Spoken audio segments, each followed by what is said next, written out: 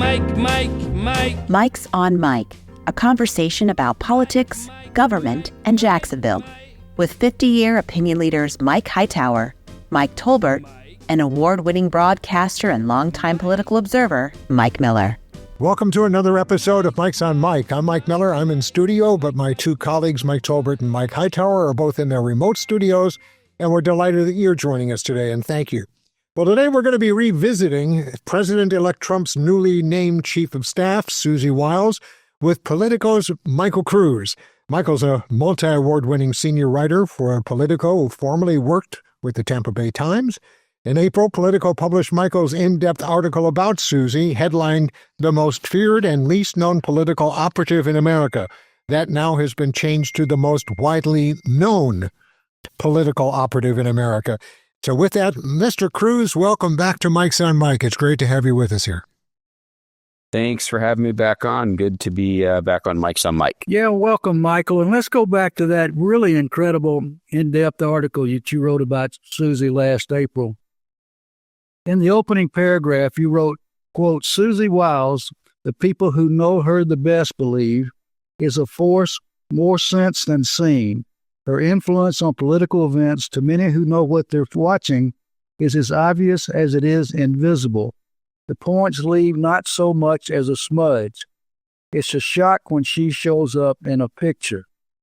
When Trump introduced Susie at the victory party that night after the votes were in, he was effusive in his praise of her. But true to form, Susie deflected him and wanted to turn the attention away from her. We have a video to kind of show that before we get started here. Show that video. Appreciation for Susie and Chris, the job you did. Susie, come here.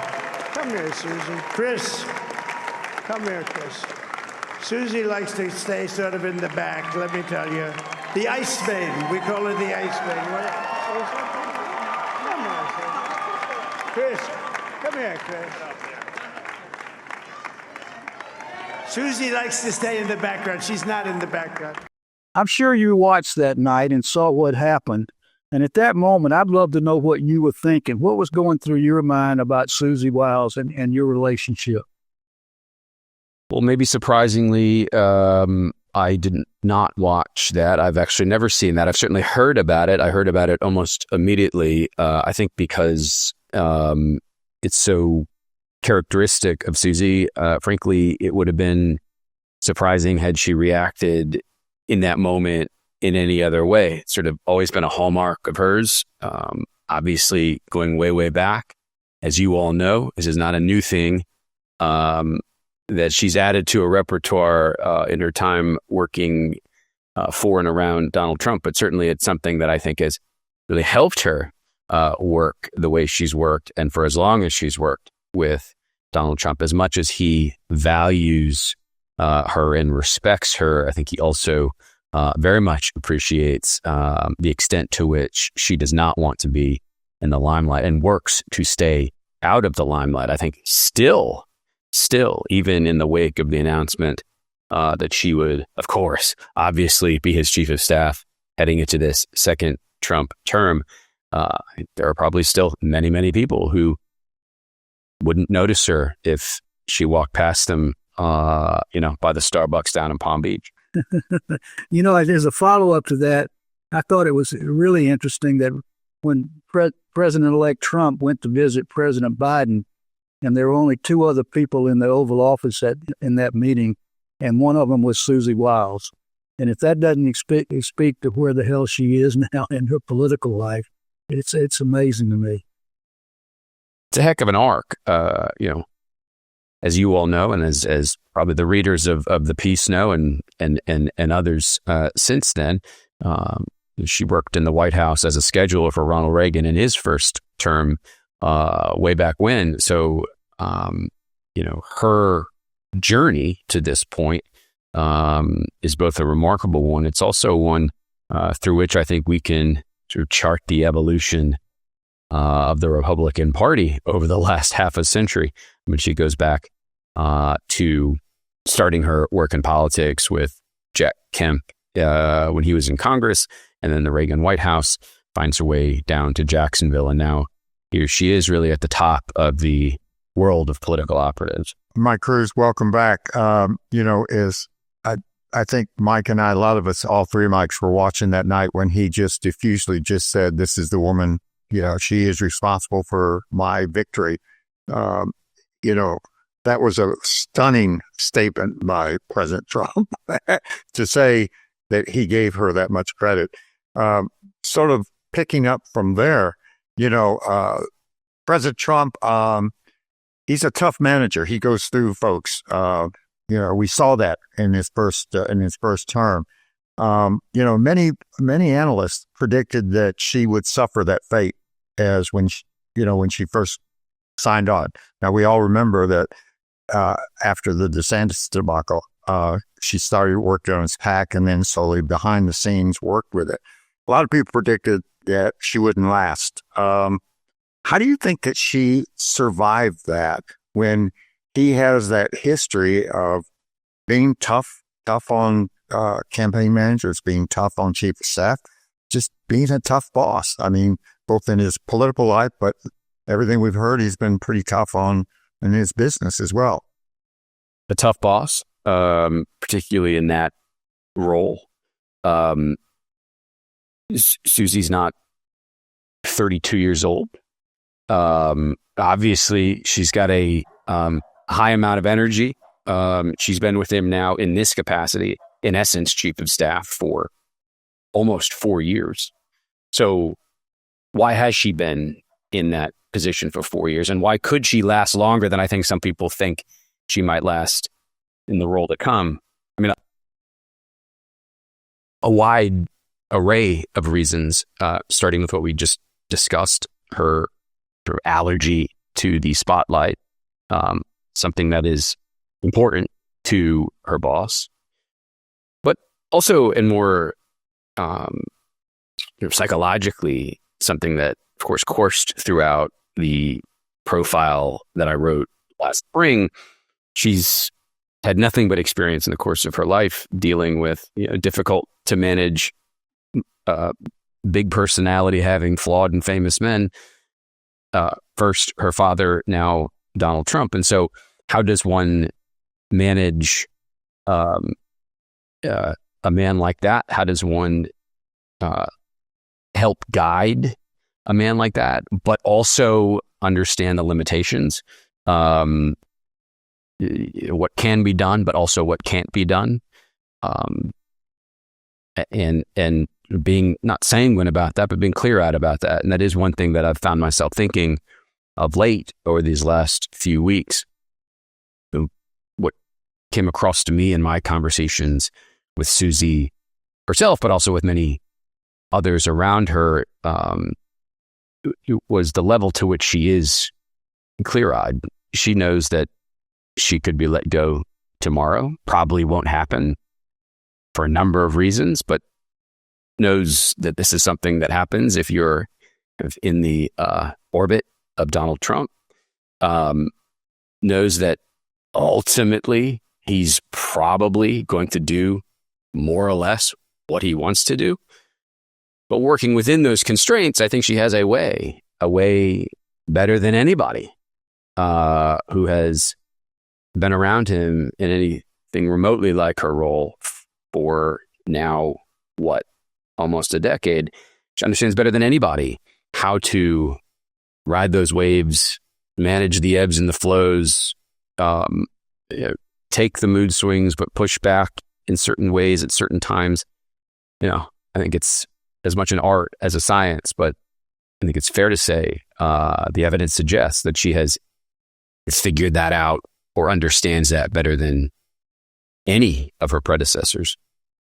Yeah, I think that all three of us, Mikes, have watched her from afar. But in this case, that they have been a team for particularly the last 4 years. I mean, and she understands him, he understands her.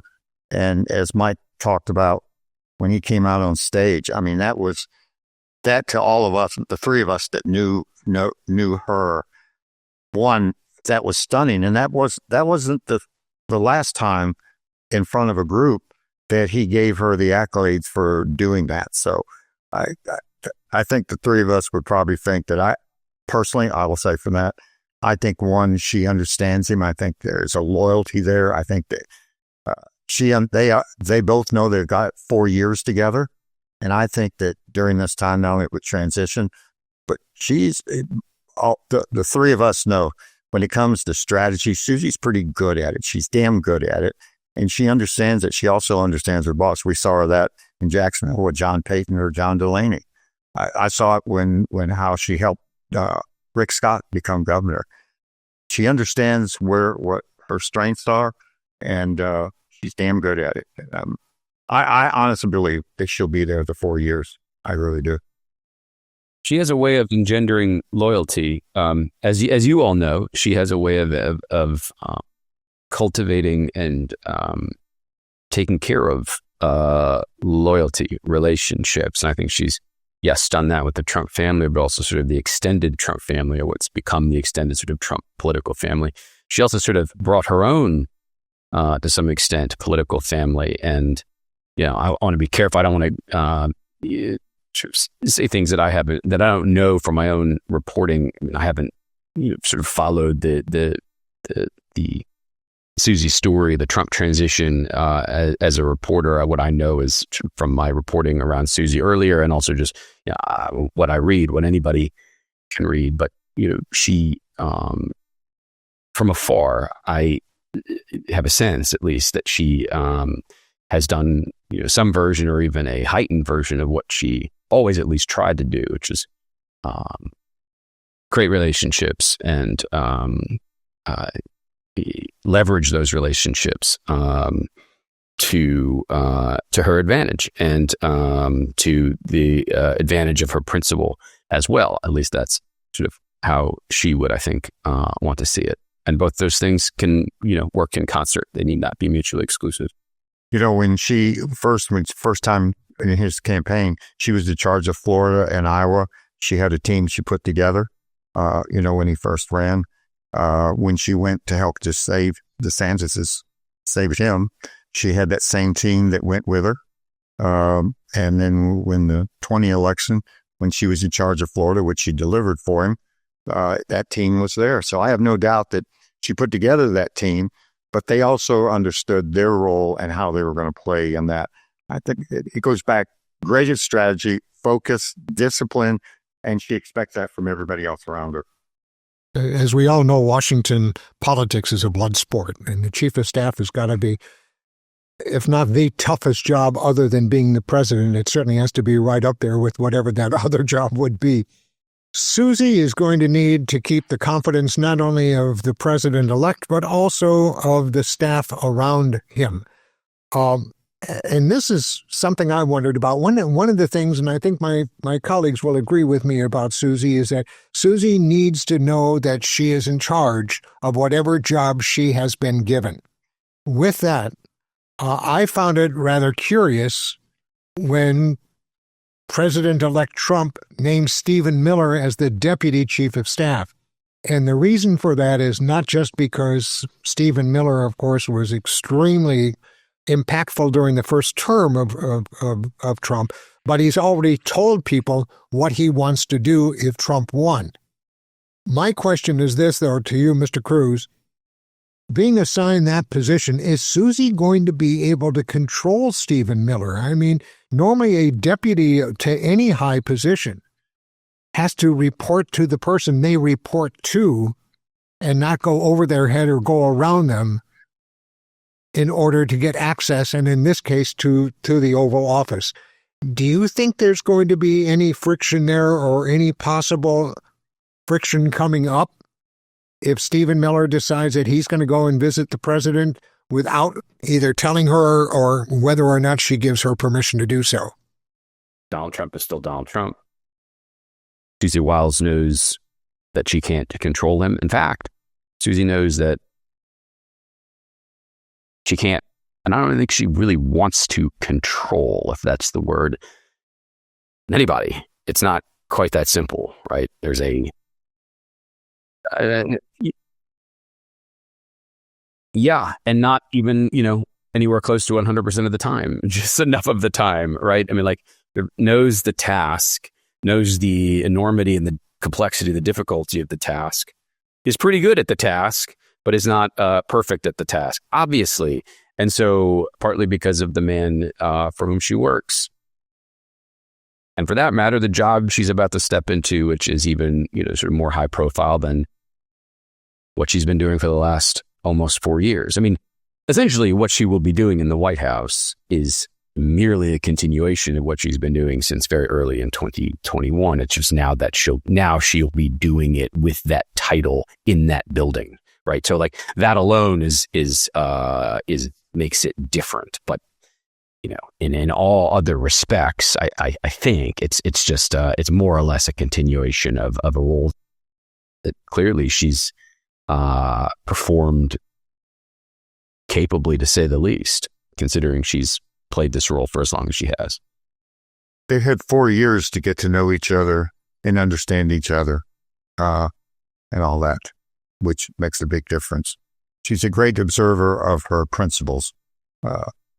All three of us have watched her in Jacksonville. Of course, that's a much smaller little pool than what she is now. But as you report and we've all said, she is absolutely fantastic, what she does and how she does it. Michael, right after the election, a couple of days after the election, Susie appeared on a Miami news show called This Week in South Florida. And during that appearance, one of the things she said that I caught was that in the campaign, they made a conscious decision not to worry about traditional Republicans, but to go after brand new voters that had never voted maybe Republican, different kind of groups, Latino, more redneck white guys. And it makes me want, she said, and she also said, the old traditional Republican Party it's no longer able to elect anybody. And I'm wondering, and I know you'll have to speculate, but Hightower's an old traditional Republican. Where do people, if that's true, where do people like Hightower and others like him, where do they go as a party? What is a political force anymore? Or are they obsolete? Is Hightower obsolete now? Now, that's pretty sincere for me. That the answer question for him. Thank you, Michael Kruse. I'm glad to know that. I was wondering, I do know where you live, Mike Tolbert. To the question, though, I think she, as we now can see, quite savvily, along with others, of course, in the Trump campaign, staked success or failure on this notion that there were new kinds of people to turn out in what I'm not sure now we should call the Republican coalition. It's the Trump coalition, because it's something materially different than what used to be a winning GOP coalition. You are stealing from people. Stealing is maybe not the right word, but you are moving people out of what traditionally were, or what literally were, Democrat columns, or what I think Democrats figured would be D columns, or people who, if not for Trump, might not be voters at all. Like the creation of a, in some sense, quite different electorate. And you take just enough of that different electorate that you've created on purpose, doing some things, some changing up strategies. You are reelected president. And like this, in many ways, it's like a fascinating development. And then, even before the reelection of Trump, I often heard myself saying to people, if nothing else, what Donald Trump in his unexpected, idiosyncratic, unique to him style has created voters, has increased civic participation, Yeah, I don't think that's how everybody looks at it. But there is a way in which he's brought into the fold unlikely citizens who are now voters, at least when he's on the ballot. I mean, like, that will be one of the questions I think that we'll all have going forward. Whenever we have an election, a presidential election in which Donald Trump is not on the ballot, will those people continue to be voters? Because if they do continue to be voters, that's a lasting, on the long list of ways in which Donald Trump will have lasting influence on our country, on our world, on our body politic, on our electorate. That certainly is one of the more interesting ones to me.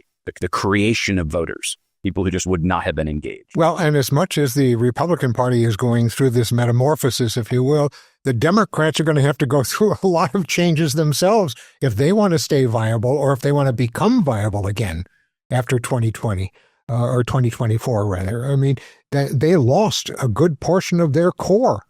And I haven't heard from any Democrat yet since the election, which has only been a week or so away, but I haven't heard any Democrat say this is what we need to do to get those people back into the fold. The only person I've heard from that has any inkling of what they're talking about as far as going forward is the former congressman from Illinois. And he started his own thing of country first. And I think that's at least he's speaking out to those disenfranchised people, both in the R's and D's, and saying, we gotta put together here a platform if we're ever going to get away from this Trumpian Republican Party. But I'm not hearing any Democrats do it. Maybe you, Mike Hightower, the future of the Democratic Party. You can't beat somebody with nobody. And I just think that he is going to look, he built this coalition. He built this realignment. I think that you're going to see that realignment and people, he's going to stay in touch with it. And I believe that if he begins to, and I do believe, I'm an optimist, I believe that he knows this coalition that he's put together. It's his reputation. He gave him his word. And I honestly believe this is just me. I honestly believe that when the midterm elections come and he is half successful of what he said he was going to do, I will believe that he will he will go against tradition and his party will stay in power. The question I think he's going to be facing in 2026 is the consequences of those actions. And I don't think anybody really knows what the consequences are going to be. Do you really think that there aren't going to be consequences if we ended up deporting 10 million people, which is the number that they've talked about, or getting rid of the entire Department of Education with Pell Grants and all of the other aspects that go into the national education program?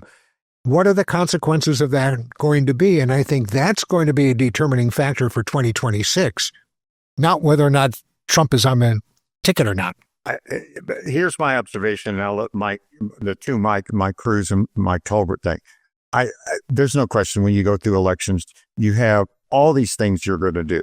What I have watched and observed and been a part of is when you take those, at first 100 days, you take the low-hanging fruit.